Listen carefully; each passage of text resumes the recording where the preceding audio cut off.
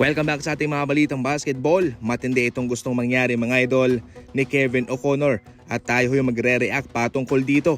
Ayon sa NBA insider na si Kevin O'Connor, malaki ang kanyang paniniwala na panahon na para i-trade na lang daw sina Stephen Curry and Draymond Green sa Houston Rockets bilang marka ng kanilang pagre-rebuild mga idol sa kanilang prangkisa. Ayon pa sa kanya, hindi daw madali ang gawin ito.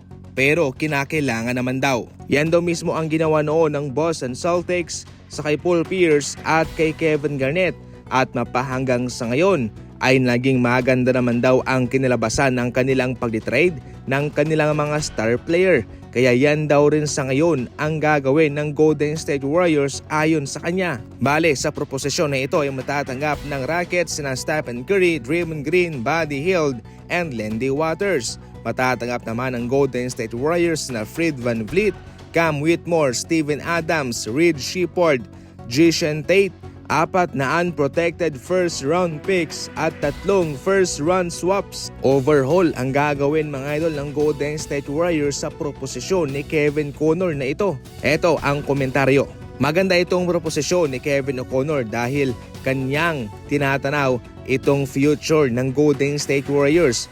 Pero hindi ibig sabihin na kung nag-workout sa Celtics noon ay mag-workout din sa kanila ngayon. Masyadong malaking sugal to para sa Golden State Warriors mga idol, especially kung iti-trade mo itong si Stephen Curry na kung saan wala rin naman siyang balak na pumunta sa ibang kupunan. Sa lahat ng ginawa ni Stephen Curry mga idol sa Golden State Warriors, maraming kampiyonato, maraming tagumpay, kanyang pinataas ang value ng Warriors mga idol sa ₱9 bilyon. Kung siya'y iti-trade mo, isa itong malaking katrayduran. Ang magandang ganti sa kanyang ginagawa ay palibutan siya ng mga veteranong star player o kumuha ng isang legit na star player. Hindi siya yung iti-trade mo. Kung pag-uusapan naman yung future, as of now ay tinatrabaho na nga ng Warriors ang kanilang hinaharap.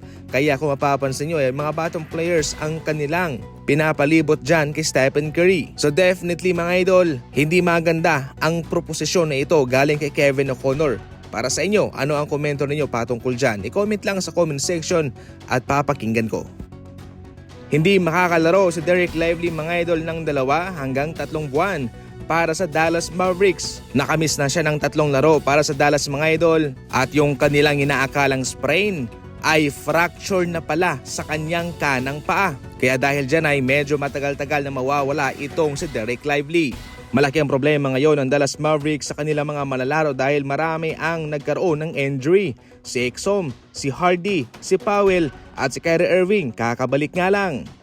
Kung mayroong mawawala itong si Jared Vanderbilt naman ay babalik na mga idol. Siya ay magkakaroon ng kanyang debut laban sa Golden State Warriors. Nanggaling mismo ito kay Shams ng ESPN. Halos umabot din ng 1 taon na hindi nakapaglaro itong si Vanderbilt.